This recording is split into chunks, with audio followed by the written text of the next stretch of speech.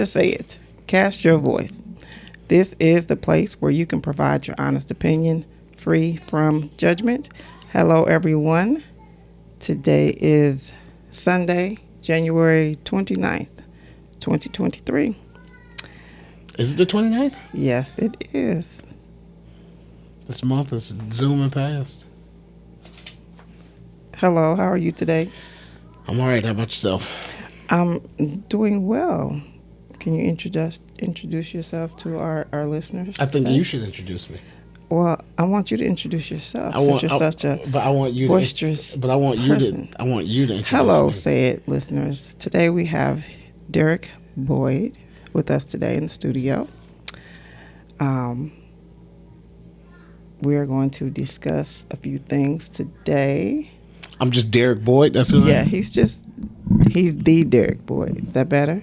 No, still not better. So if you wanted a specific introduction and I asked you to introduce yourself, I don't understand where we're having the issue here. It's not an issue. You don't like my introduction? You said my name, but you didn't say who I was.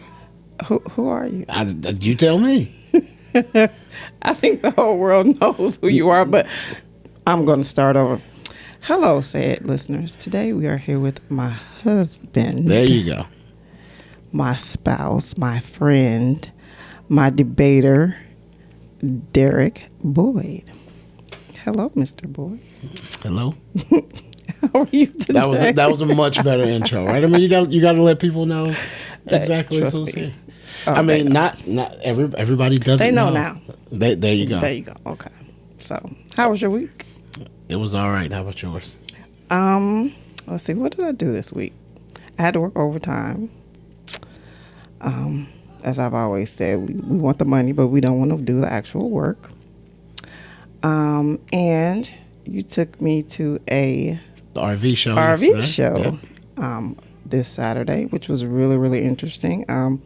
We got to see a whole lot of really, really nice RVs, travel trailers, fifth wheels. Looked at some of everything. Yeah, so if we had the money like right now to go purchase anywhere we want, would you want the one to drive or would you want the one where you gotta, as you call it, a fifth wheel one where you gotta hook down in the bed of the truck or whatever? I don't know. Yeah, you definitely get more space. Well, it depends on which drivable, right? A drivable, like I think it's a Class C, where it's on an Econoline, like a creeper van type chassis. Creeper van. That one you don't need a special endorsement to drive, but you typically get less space inside of that. So, but I think you get the most space in the fifth wheel. You get the most convenience out of something drivable, but space wise, without needing any special endorsement, I think the fifth wheel is probably the best way to go. Yeah, I would like the drivable one, but in the interim, the one that I'm just stuck on. I don't know what the model was, but the one, I don't remember which one you're stuck on. With the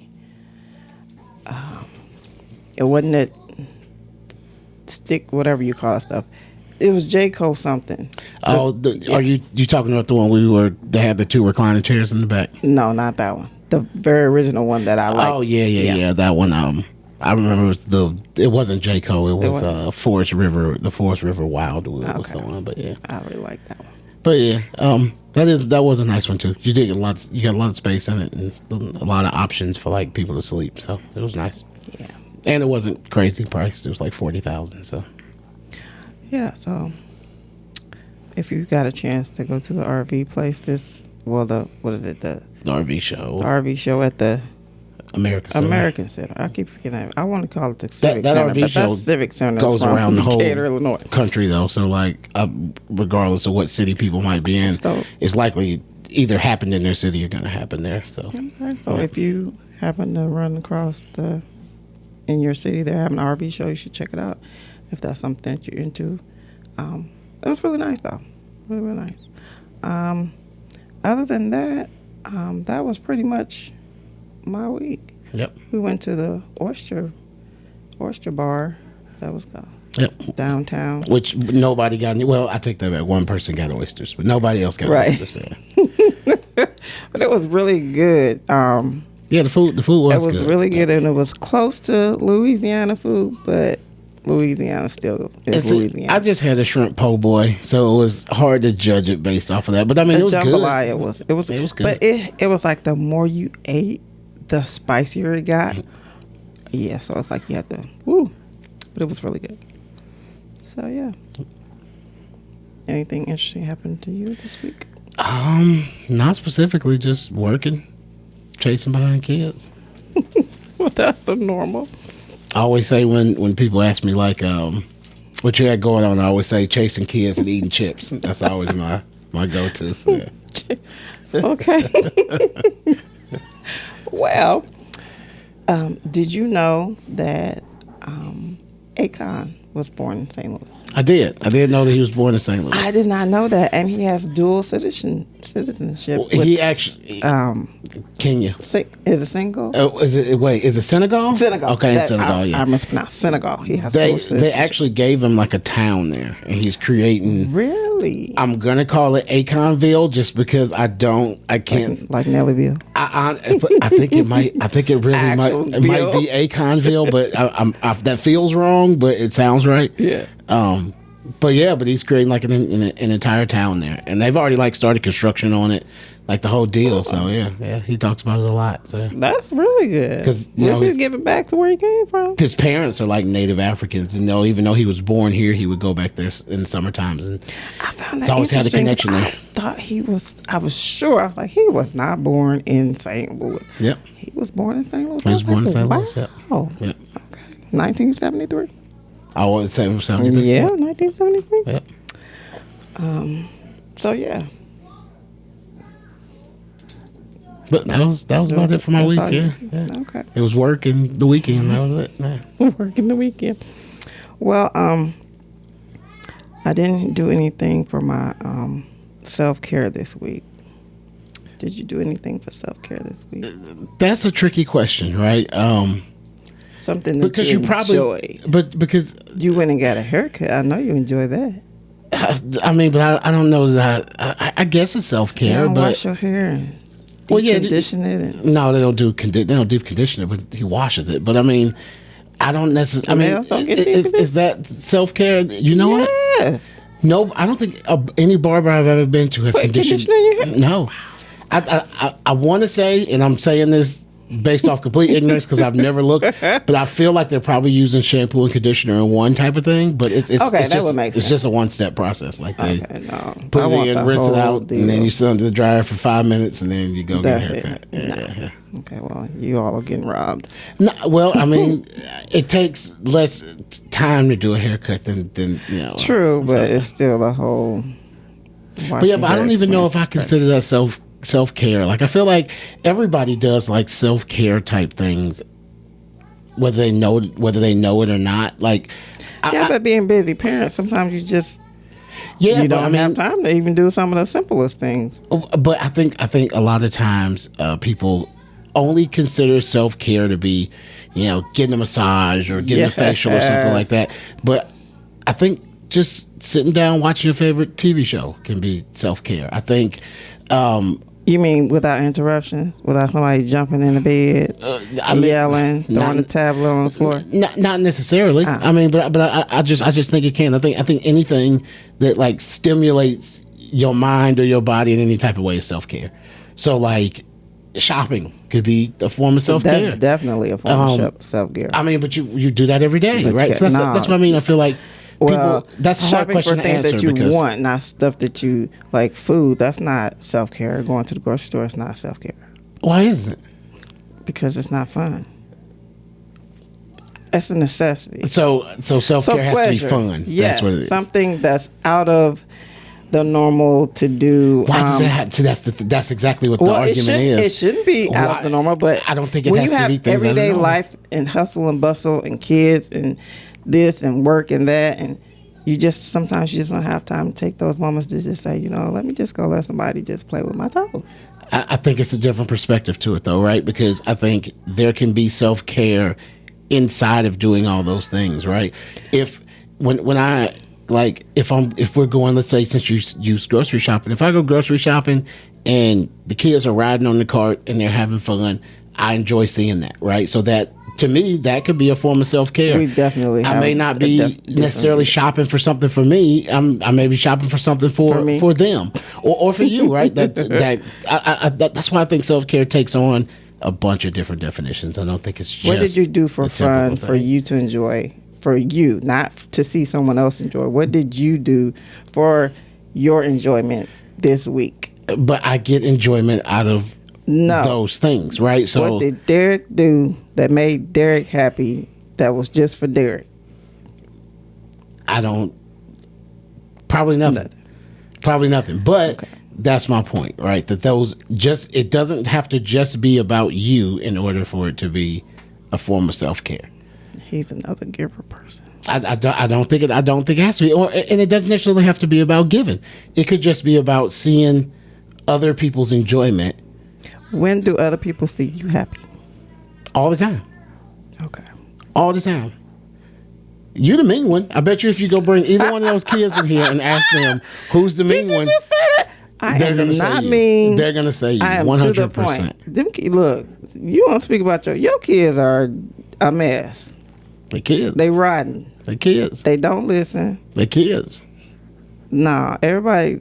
Okay, I was brought up a little different. At 4 or 6 years old, you weren't listening to everything your mom said. No, but when they give you that look, you knew, okay, so this might turn out to be a situation, so I'm going to sit down. That look only worked for a short period of time. You want the look to work. That way you don't have to do anything else. Once that look goes away, you go right back to doing whatever you were doing before.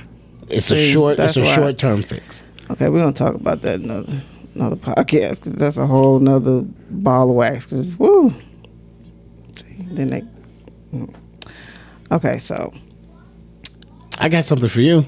Oh boy, I don't know if I'm ready. Okay, I got something to use, a great segue into your next segment. Okay. Did you know Neil deGrasse Tyson was coming here in May? Who I think I told you Neil? About that. He's a scientist. Neil deGrasse Tyson, the science guy. The science guy, yeah. Okay, he's coming here in May. No clue who that is. The YouTube algorithm has learned that I listen to anything that he talks about, so it serves me every freaking podcast that he comes on, and I have to listen to it because YouTube told me to. So I go. You need to stop listening. So I go and listen to him, and I learned something I didn't know before every time I listen to it. And I'm curious to know, like, he's coming to do a live, I'm going to call it a concert, even though I know it's not. But he's coming here, and I'm like, what's he going to do? Educational person do a concert? Exactly. How does an educational person, like, sell tickets on Ticketmaster for an event, and what are they going to be doing? Must be saying something right, because I bet you somebody paying for it, too. I would pay for it. Oh, I would absolutely pay for it because I mean I want to go see I know what he does on those podcasts, but that's different. That's a guided conversation. I want to know what that's going to be about. So it's coming in May. Yeah. So okay, I have no idea who that is, but okay. He's a black scientist. So I mean, what more do you need to know? He's not just a black scientist. He's like the leading black scientist in the country. You know, I'm going to even take black out of it and just say he's one of the leading scientists in the country. Okay. Like advises the presidents, like all kind of stuff. But did he talk to them about COVID? Yeah, he did. He was actually one of Trump's advisors. All this stuff during Trump's presidency. They keep coming up with more and more strands of this stuff. Now wait a minute. It's no different than the flu. Every year there's a different dominant strand of the flu, but all those other strands don't just go away. So that's why when you get when you get a flu shot, they treat you for whatever the latest one, the dominant one for that season, but you could still catch any of the other strands potentially, right? So I mean, we're gonna have to live in a bubble pretty soon. COVID's never going away. Like it's here to stay, just like every other disease that's come around. The only difference is we've eradicated most of them through vaccines, but that doesn't mean they went away. You look at something like malaria, right? Malaria hasn't been a problem in this country in 60, 70 years. But we have clean water. Is it just about clean water? I think it's about like bugs and things like that too. Yeah. But we've eradicated it through vaccines. But you go to some third world nations, and it's like the leading cause of death in their country is a mosquito bite. You You have to get it here. What do you mean? Ain't that like one of the required Yeah, immunizations vaccine. that you, Yeah, it is. Yeah. Okay. Well, But that's how we've eradicated those diseases. They haven't went away. We just have, so you think COVID is going to be one of those? Yeah, COVID's going to be around, just around. Mandatory immunizations. Maybe. I mean, I don't know. It might be, but it's not going to go anywhere, right? I mean, I don't think it will be. I'm just I think they'll probably treat it like a flu shot in the long run. Because like now you can just get a normal cold and you cough and everybody's like, oh, COVID. I don't think so. Oh man, they start looking at you crazy. Don't I think those cough days out loud. are long gone. Cough out loud in a public place. See what happens. People Everybody are starts still side eye. You like, okay, where's his mask? Of course, people are still sensitive to it, but that doesn't mean people are saying, "Oh, that person has COVID." Automatically, they're saying that you person's got COVID. sick. Automatically, And I think that's one thing that COVID. and now it's COVID, RSV, and pneumonia all together. I think that's one thing that COVID did do is it made everyone more conscious, like more disease conscious, right? So like people are more likely is it more or less likely? I guess they're less likely to come around if they're sick pre-COVID, when before that you might have felt sick and still got up and went to work that day, right? Hey, you can still send your kids to school as long as they don't got a temperature. You like, what? Plenty of people have done that, but more people are mindful of that now, right? Where they're like, I'm not going to go in this crowded room because I don't feel good and potentially spread it to everybody. So because that's what they usually do. So yeah. Well, my next subject was going to be as a black male. I'm not a black male, but as a black male, how do you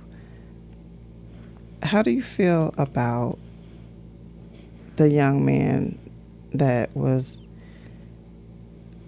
just beaten in Memphis? Like, we have all male sons.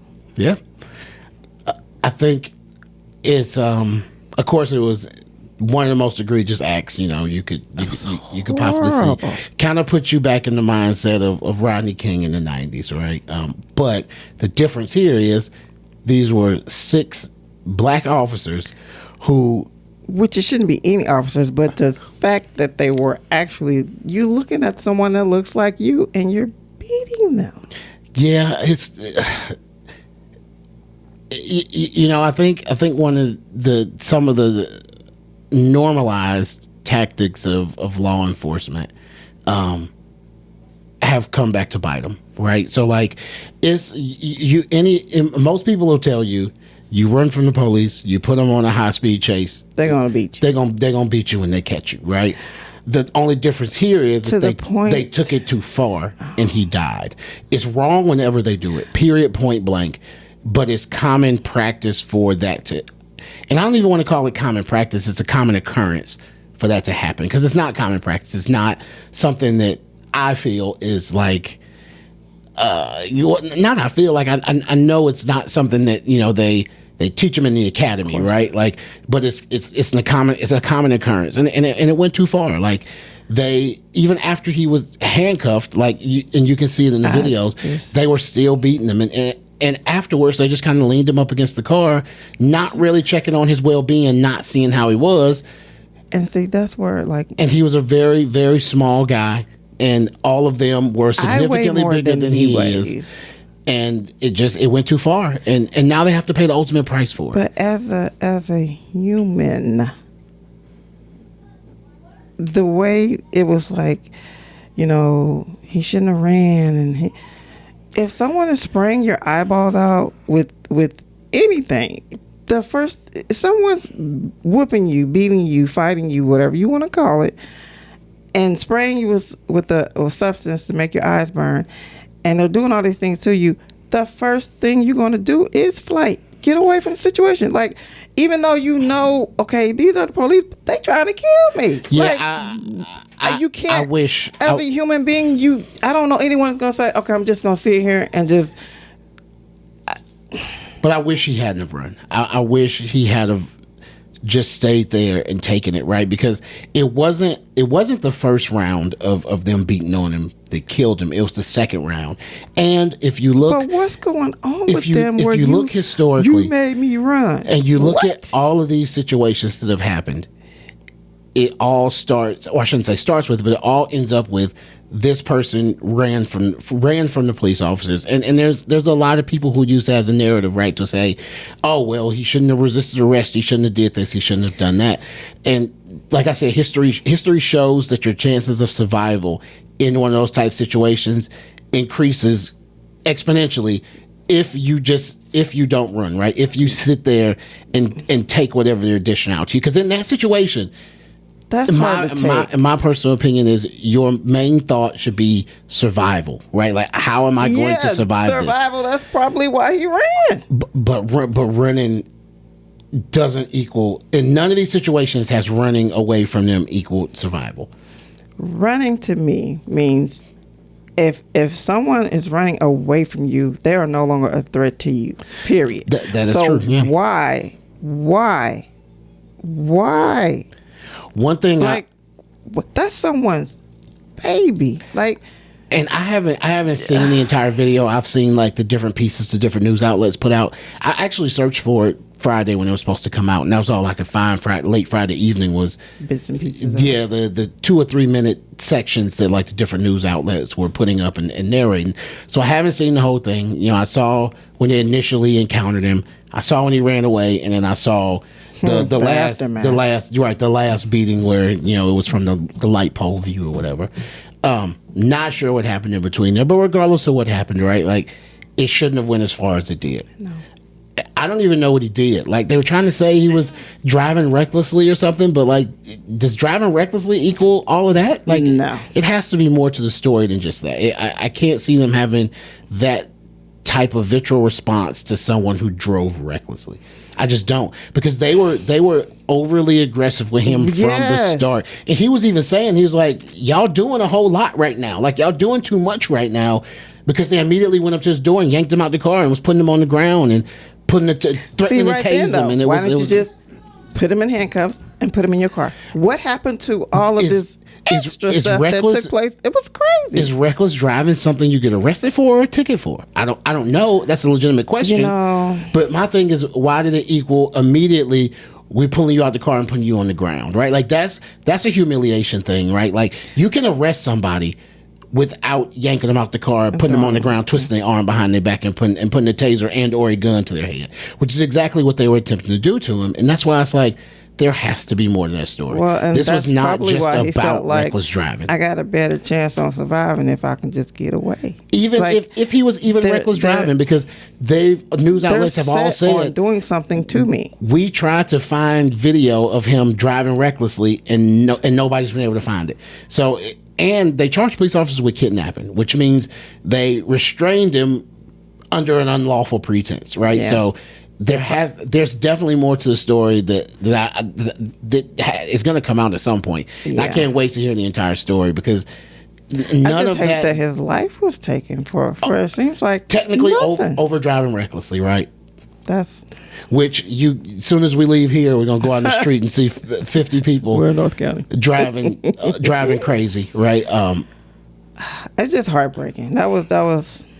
It's like, once you got over, and you're really not getting over it, but the George Floyd thing kind of calmed down, and because that was a situation. And I even felt sorry for the other officers, because I think they wanted to intervene, but they didn't. If they wanted to, they would have. They didn't want to. It's common culture. And all of these situations are a prime example of the indoctrination that happens when you join any gang, right? But anytime you join anything, though, you're still human. Like, to see someone, I don't know. That's what the indoctrination is about, right? When you join a cult, when you join a gang, and at this point you have to start figuring out which one are these police departments? Are they a cult, or are they a gang, or they may be a little bit of A, a little bit of B? Because it's this they have some bad apples that they really need to figure out. I don't believe that bad apple thing. Not bad. Yes, they are. I don't believe that bad apple thing. To me, you are a bad apple if you are committing the egregious acts, or if you're standing by while those egregious acts are committed. And time again, we've seen that not only will they commit it, they'll stand by and watch while someone else does it as well. So that's why I say, like, so being complicit. Yeah. You have to. It doesn't. it doesn't matter. There's a certain indoctrination that happens when you join But see, any cult, any gang, anything. That's how Jim Jones got the people to drink the Kool-Aid, right? Through the indoctrination. That's how. But the chief is African American, and she was the first one to. And I feel like she's a mom. And I. Again, I'm not saying this like I know the woman or anything about her, but she was an officer at some point. So I guarantee you, in her career, she's seen illegal or even egregiously illegal acts happen committed by other people in the police department, and she stood by and didn't say anything. That's why I say, is this a cult? Is it a gang? Which one is it? Regardless of whichever one it is, there needs to be some higher level of accountability inside of the police departments, right? So it's the blue code of silence. The blue wall of silence, or whatever they call it. Okay. But that's why there needs to be some person or some group outside of that blue wall of silence to hold them accountable. And I don't even know how to describe it, right? Like, they have to be able to objectively look at every situation without having any biases. Not necessarily biases, but like hoops to jump through, right? Like, oh wow, it's funny because like when you watch those videos, and the one that comes from the police body cam, it's always silent up until a certain point. It's they had to turn it on. Well, the audio won't turn on if they're in their car.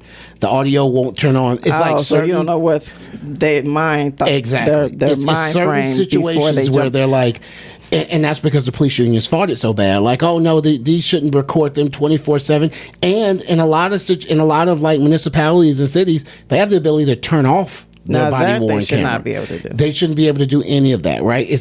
I do agree. If you sign up to be a police officer, while you're on duty, you saying that I deserve my privacy is not the case.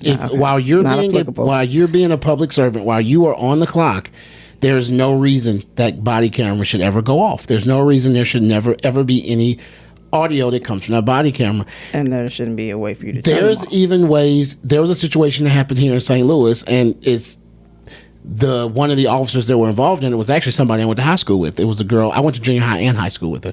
But they were getting ready, or they had started, I think, beating the suspect that they had chased down, had him in handcuffs.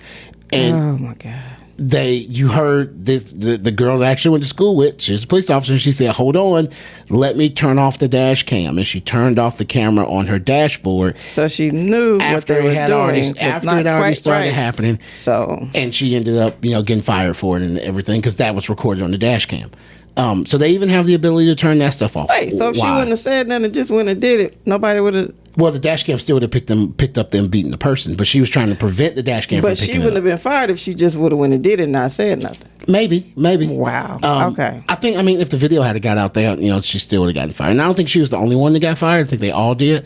But I'm saying it to her just because I knew her. Mm-hmm. But it's like that shouldn't exist. There shouldn't be the ability to hide anything while you're on duty, while you are, as you volunteered to be a public servant in that manner. During those hours while you're doing that, you shouldn't be allowed to hide or withhold anything, right? If it's something that you want to, and that's the argument they always use. I'm like, oh well, what if I'm talking to my wife on the phone while I'm in my car? You better not say the wrong thing. If I'm in the office sitting in my cubicle and I'm talking to my wife on the phone, they hear it. They still hear it. So what's any different with yours? Well, I agree with that. I don't understand, and I don't think most people do. Why did it go so far? Like, why wasn't there something? We're all human. Something clicks when, maybe I need to stop. This is going too far. Maybe I need to reevaluate this. Maybe I need to step back. Maybe I need to walk away, take a breath, whatever. Like, even if he was a big old person, it still shouldn't have taken 5 officers? I think it was either 5 or 6. Ridiculous amount of people for one. I weigh more than he does. Like, And that's because it's definitely more to the story. Like I said, you can tell from the charges they charged him with. There's more to the story that we don't know, and when all of that comes out, you'll get to see why it went as far as it did. Because it definitely wasn't about reckless driving. Nobody reacts like that because somebody's driving like a jerk. Well, and what would you say, or what will you say, or can you say to the young men that you've been blessed to raise? I mean, you as an African American driver, all you can do is just try to tell them how to interact with the police officers, right? I mean, to me, right, in those situations, my advice to them is always going to be survive the situation. We can fight whatever wrongs happened after you make it home. The goal is to make it home. So whatever they're asking you to do in the moment, regardless if you feel like it's right or it's wrong, and do it, right? You can voice that you don't feel like it's the right thing, but do it. Let them get whatever power trip off they want to get off in that moment, because that's what it's usually about, is a power trip. And then we can come home and we can fight it later. But my advice to them is always going to be to make it home. It's not going to be to fight the power. It's definitely going to be make it home. Okay.